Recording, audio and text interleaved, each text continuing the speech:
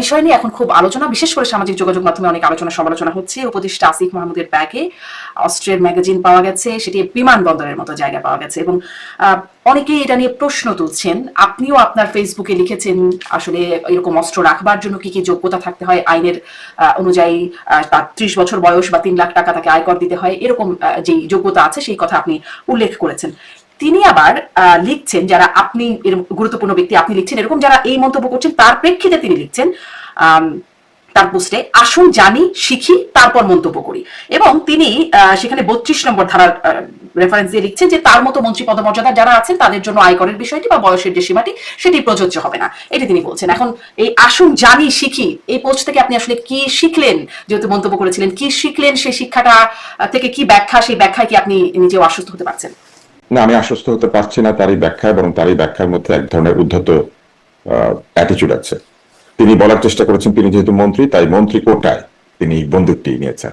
তো তারা না কোটার বিরোধী, তারা না সবকিছু নিয়ম অনুযায়ী চান, কিন্তু আমি তো দেখতে পাচ্ছি তিনি মন্ত্রী কোটায় বন্দুকটা নিয়েছেন, এবং তিনি অবশ্যই 3 লক্ষ টাকা মন্ত্রী হলে সব মন্ত্রী নিয়েছে। ওনাদের এই যে উপদেষ্টা মন্ডলী আছে সেখানে যারা মন্ত্রী আছেন সবাই বন্দুক নিয়েছেন। উনি নিজের নিরাপত্তা নিয়ে এত চিন্তিত হয়েছেন, উনি তো 24 ঘন্টা নিরাপত্তা পান। 24 ঘন্টা নিরাপত্তা পাওয়ার পরেও তার একটা নিজস্ব বন্দুকের প্রয়োজন হয়েছে। আপনি ব্যাপারটা চিন্তা করেন, কেউ তাকে আক্রমণ করতে এসেছে এবং তিনি কাউবয়ের মতো কোমর থেকে বন্দুক বের করে তিনি ঢাস ঢাস গুলি করছেন। এই যে একটা দৃশ্যটা কল্পনা করেন আপনি, যেখানে কিনা তার পুলিশ আছে, তার পাহারা আছে, হ্যাঁ, কিন্তু তিনি জন ওয়েইনের মতো কিংবা ক্লিন্ট ইস্টউডের মতো তিনি স্নিকার করে বের হয়ে তিনি এদিকে ওদিকে ধাই ধাই গুলি করছেন। তিনি গুলি করতে শিখেছেন, তার গুলি লক্ষ্যভেদী। তিনি যেদিকে গুলি করবেন সেই দিকে গুলি বিদ্ধ হয়। তিনি কি গুলি করার প্র্যাকটিস করেছেন? একজন যখন হ্যান্ডগান ব্যবহার করবেন, সেই হ্যান্ডগান যদি উল্টাপাল্টা ব্যবহার করেন তাতে কিন্তু সাধারণ মানুষের নিরাপত্তা বিঘ্নিত হয়। ফলে তার কি গুলি চালানোর প্রশিক্ষণ আছে? এটা তো একটা প্রশ্ন। দ্বিতীয় প্রশ্ন হচ্ছে তিনি অবশ্যই 3 লক্ষ টাকা কর দেন নাই, কারণ তার বয়সই তো 25। দেখেন, সাধারণ নাগরিক হলে তিনি পিস্তল তো দূরের কথা, একটা বেতের লাঠি লাইসেন্সও পেতেন না, কিন্তু মন্ত্রী হওয়ার পরে তিনি একটা পিস্তল নিয়েছেন বা একটা বন্দুক নিয়েছেন। কি বন্দুক কি পিস্তল সেটা তিনি অবশ্য বলেন নাই, আমরা জানি না, কিন্তু এটা যে পিস্তল সেটা বুঝতে পেরেছে, কারণ এটা একটা ম্যাগাজিন বা কার্ট্রিজ আছে। এখন তিনি আবার কি করেছেন, তিনি এতই দায়িত্ব জ্ঞানহীন, তিনি যাকে নিয়ম শেখাচ্ছেন, লেখাপড়া করে আসতে বলেছেন, তিনি নিজে নিয়ম কানুন পড়েন নাই।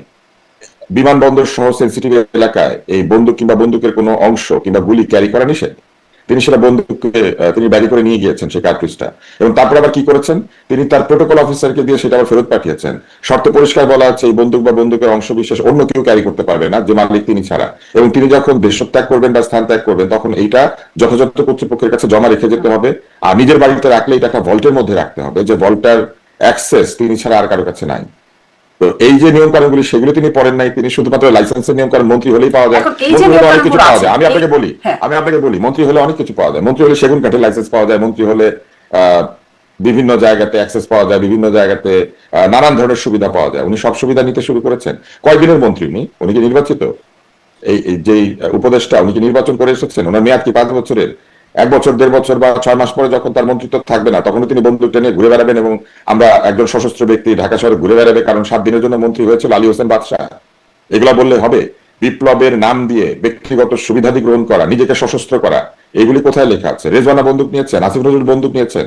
আমরা তো জানি না আসলে আসিফ মাহমুদ যে নিয়েছিলেন এই ভুল বশত যদি ধরা না পড়তেন তাহলে তো আমরা জানতাম না যে আসলে নিয়েছেন কিনা। হ্যাঁ, এবং তিনি আসলে বন্দুক কিভাবে ক্যারি করতে হয় সেই নিয়ম কানুনই জানেন না। উনি আরেকজনকে পরামর্শ দেন, লেখাপড়া করে আসেন। ওনার লেখাপড়া শেষ করা উচিত, ওনার নিজের লেখাপড়া শেষ হয়েছে, ওনার আসলে এখন আরো ভালো করে পড়াশোনা করা দরকার। কতটুকু মানে জানেন সেটা আরেকটু প্রশ্ন করব, কিন্তু যেহেতু ওনার ট্র্যাক রেকর্ড, আমি আমার ট্র্যাক রেকর্ড বলি। আপনার মনে আছে উনি হেলিকপ্টারে করে ভ্রমণ করতে শুরু করলেন।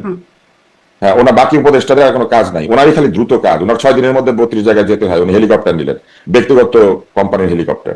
তারপরে তিনি কি করলেন, তারপরে তিনি একদিন বললেন তার বাপ একটা লাইসেন্স নিয়েছে কন্ট্রাক্টরের। উনি সেটা জানতেন না, ওনার লোকজন জানে না। উনি ওনার মন্ত্রণালয়ে বলে দিয়েছেন কাউকে যে ওনার নাম ব্যবহার করে, ওনার রেফারেন্স ব্যবহার করে বা ওনার কোনো আত্মীয় স্বজন ওনার মন্ত্রণালয় থেকে সুবিধা নিতে পারবে না। এই নির্দেশটা উনি দিয়েছেন, উনি কিন্তু দেন নাই। এটা দিলে পরে এই লাইসেন্স কি করে ইস্যু হয়েছিল, তাই না? তারপর একটা সাক্ষাৎকার দিয়ে বলেছিলেন যে যদি সরকারের পতন না হতো গত সরকারের, তাহলে ওনারা সশস্ত্র হয়ে যাইতেন। এই সশস্ত্র হওয়ার অস্ত্র ওনারা কোথা থেকে পেতেন?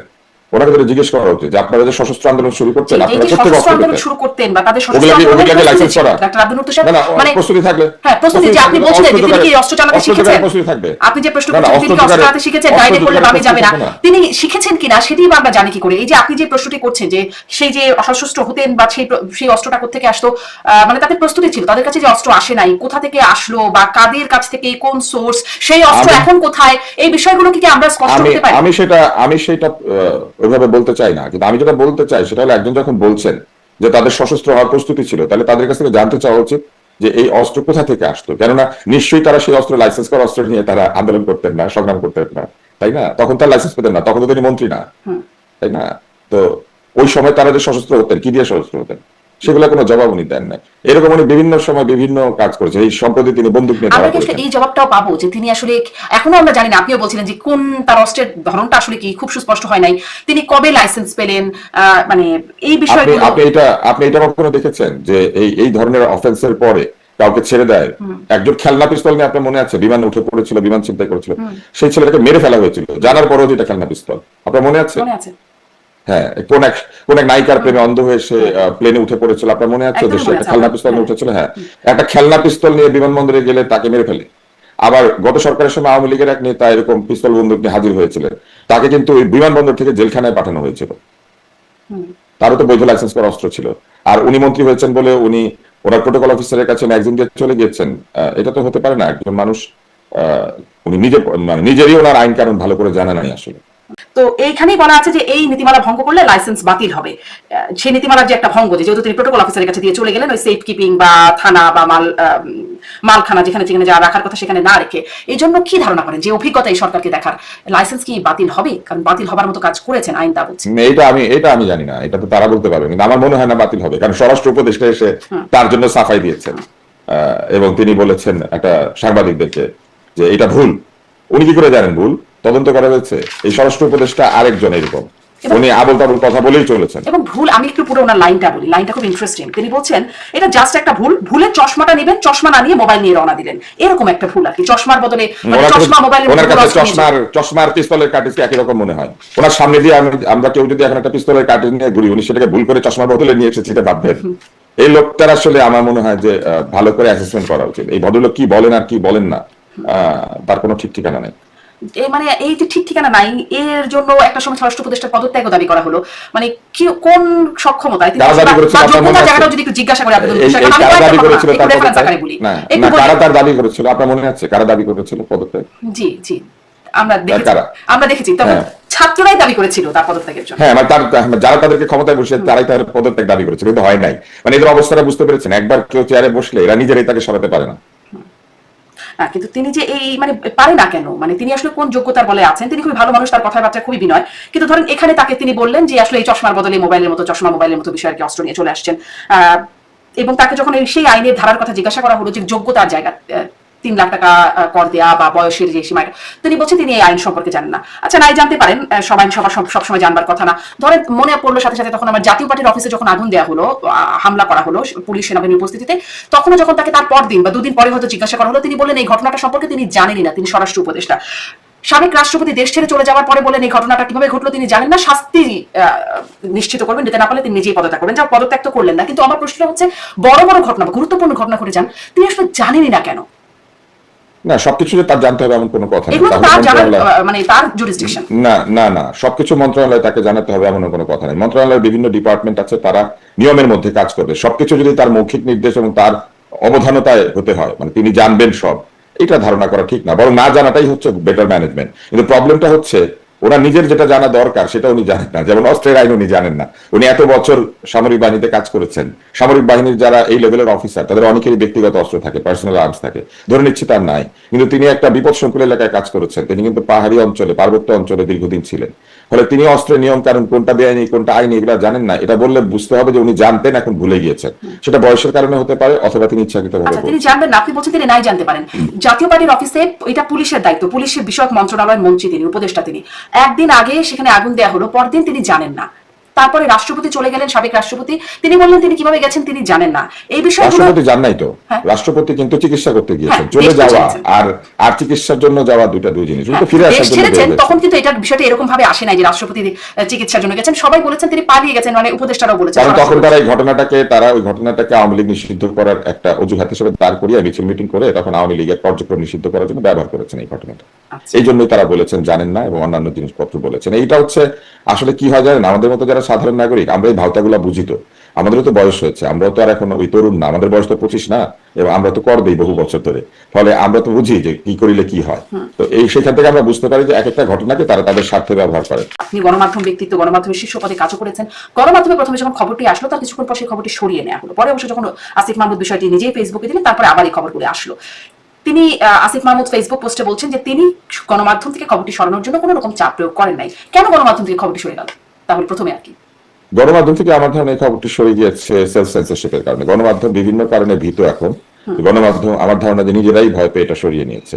এর কারণও আছে, আপনি নিশ্চয়ই জানেন যে গণমাধ্যমে ঢুকে পড়ে বিভিন্ন সাংবাদিকদের চাকরুচ্যুতি করা, সম্পাদককে সরিয়ে দেওয়া, গণমাধ্যমের মধ্যে ঢুকে সেই গণমাধ্যমকে নিয়ন্ত্রণ করার চেষ্টা করা, এগুলি তো তারা করেছেন এবং তাদের দলবল করেছে। ফলে গণমাধ্যম সবসময় ভয় থাকে যে তারা প্রথম ব্রেক করতে চায় না। প্রথম ব্রেকিংটা কেন গণমাধ্যম আবার ফেরত এনেছে এটা ওনার ব্যাখ্যার কারণে না, সায়ের জুলকারনাইন ভিডিও সহ এটাকে যখন ফেসবুকে ছেড়ে দিয়েছে এবং এটা ভাইরাল হতে শুরু করেছে, তখন গণমাধ্যম চিন্তা করেছে এটা তো সবাই দেখতেই পাচ্ছে, তা আমাদের কি দোষ, আমরা এখন ছেড়ে দিই।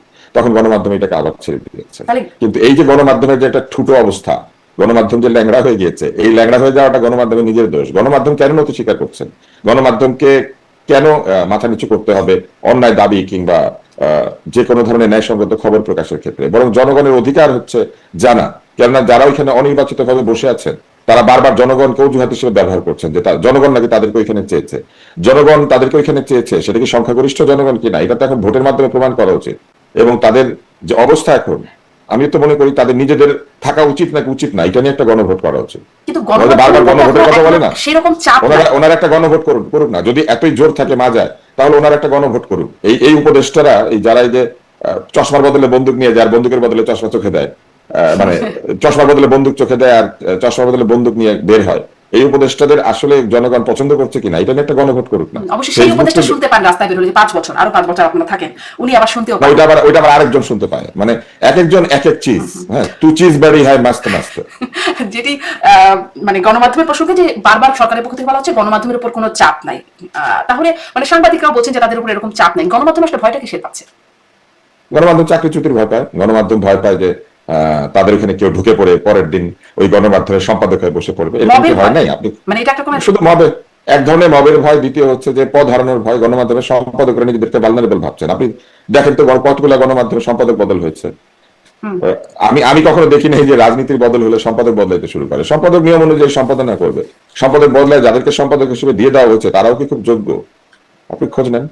আপনি বেশ খোলামেলা কথা বলেন। আপনি নিজে কখনো মবের কথা, মানে মবের ভয় মাথায় এসেছে আপনার? সেদিন আমি আমারই অনুষ্ঠানে আবু আলম শহীদ খানকে জিজ্ঞাসা করছিলাম যে আপনি কি ব্যক্তিগতভাবে, মানে আপনিও আওয়ামী লীগের সরকারের সময় সচিব ছিলেন, কখনো মবের ভয় পান কিনা? তিনি বলছেন হ্যাঁ, তিনি নিজেই মবের ভয় পান। আপনার কাছে প্রশ্নটা জিজ্ঞাসা করতে ইচ্ছা করলো।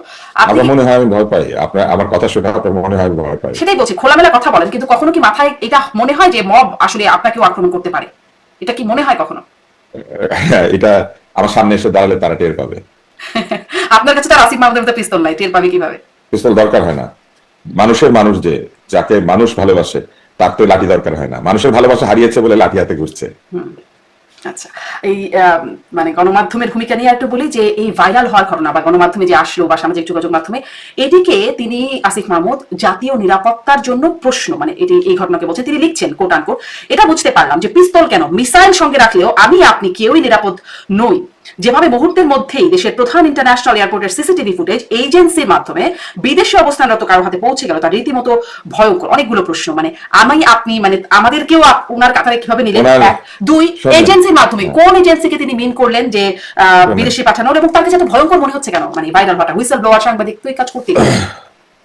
এই উপদেষ্টা যখন বিদেশে গিয়ে যাদের কোনো ধরনের অথরিটি নাই কিংবা যাদের কোনো ধরনের লিগ্যাল জুরিসডিকশন নাই এমন লোকদের সাথে দেখা করেছেন না? সুইজারল্যান্ড থেকে ফ্রান্সে যান নাই? তো এরকম আরেক অ্যাক্টিভিস্টের কাছে যদি ভিডিও পৌঁছে যায় তখন ওনার খারাপ লাগে। অন্যের ভিডিও ওনার ভালো লাগে, নিজেরটা ভালো লাগে না। অন্যের ফোন কল ওনার ভালো লাগে, নিজেরটা ভালো লাগে না।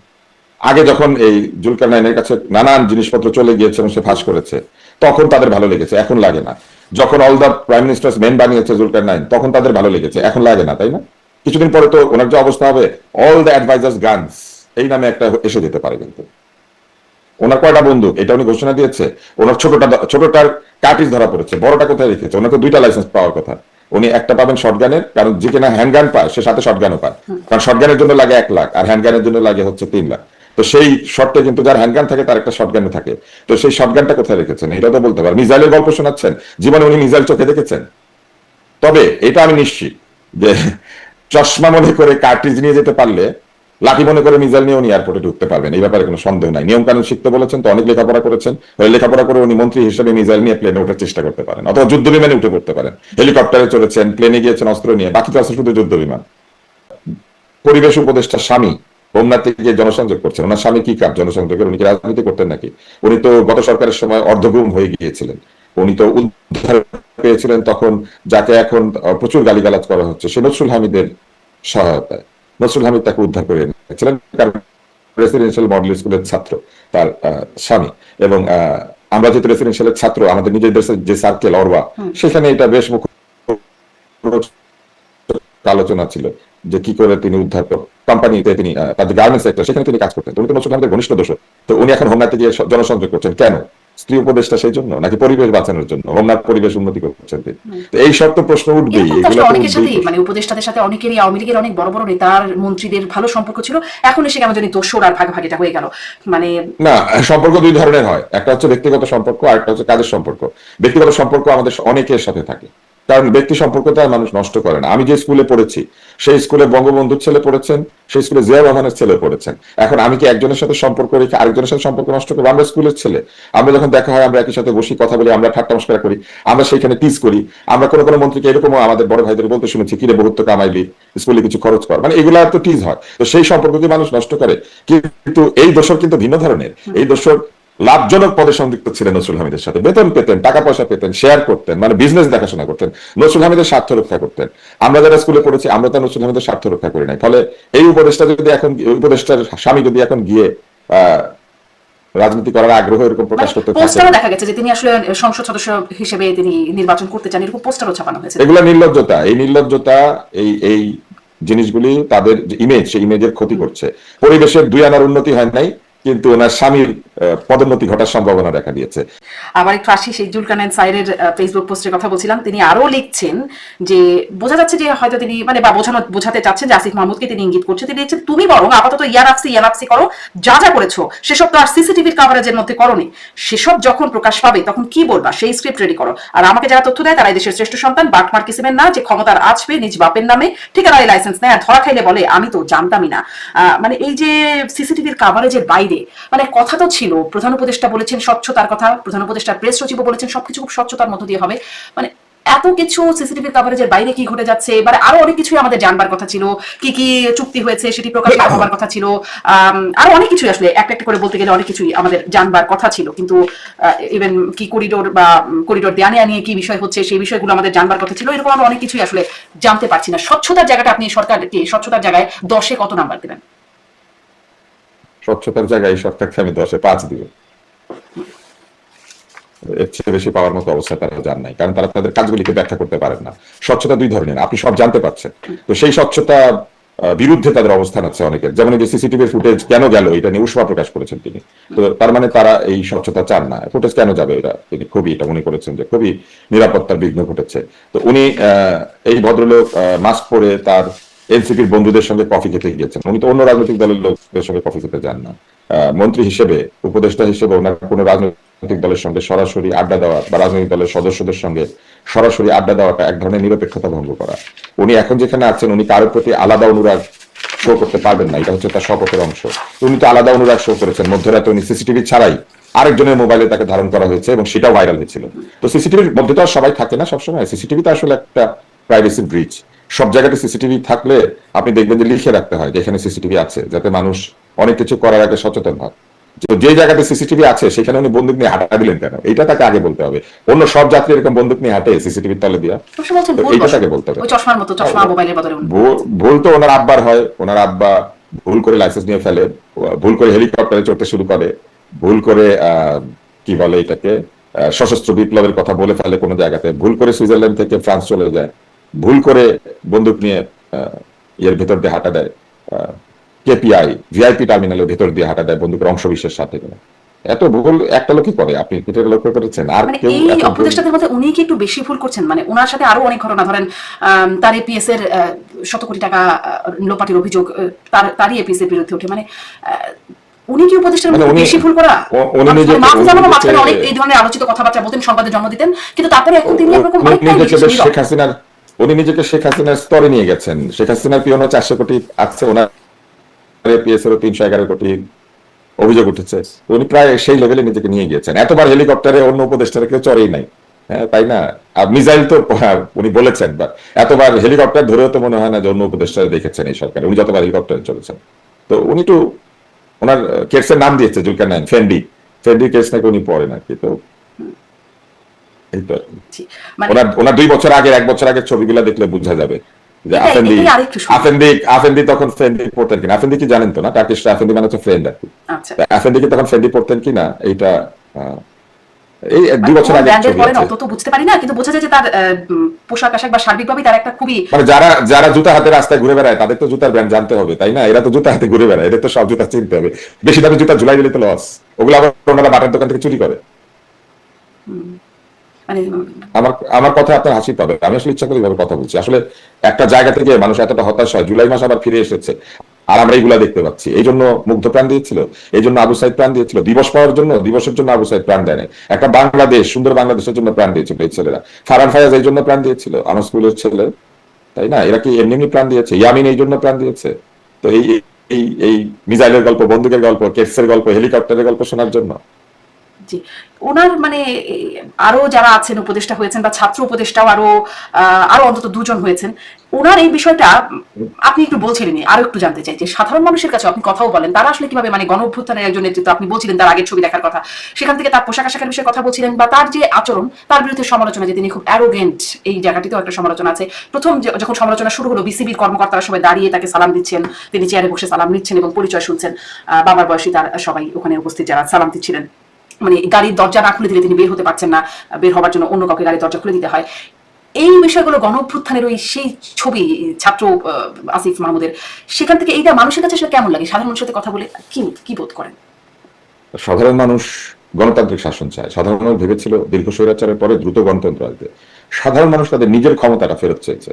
সাধারণ মানুষের তো একটাই ক্ষমতা, ভোট দেওয়া এবং ভোট দিয়ে সরকারকে নির্বাচন করা অথবা সরকারকে চলে যেতে বলা। সাধারণ মানুষ তার যে 5 বছরে একবার ক্ষমতা এক্সারসাইজ করার সুযোগ পায়, সেটাই ফেরত চেয়েছে। ফলে সাধারণ মানুষ বহু কারণে তাদের বিরক্তি প্রকাশ করছে, এবং আপনি দেখবেন যে সাধারণ মানুষ এই গত 10 মাসে কোনো মাস গিয়েছে যেখানে সাধারণ মানুষ তাদের দাবি দাওয়া নিয়ে হাজির হয় নাই, কারণ প্রত্যেকের অধিকার ক্ষুণ্ণ করা হচ্ছে। এই কয়েকদিন আগে এটা তো এই অধিকার ক্ষুণ্ণ তো আসলে এই সময় হচ্ছে না, বরং এই দাবিটা তারা এখন জানাতে পারছে, আগে হয়তো পারে নাই, এই তো ব্যাখ্যা। দাবি জানাতে পারছে, এটা একটা ব্যাখ্যা, কিন্তু এই অধিকার আগে ক্ষুণ্ণ হচ্ছে বলেই তো তারা রাস্তায় এসেছিল। নিশ্চয়ই এই জন্য আসে নাই যে রাস্তা থেকে চলে যাওয়ার পরে আবার তাদের অধিকার আগের মতোই ক্ষুণ্ণ হতে থাকবে।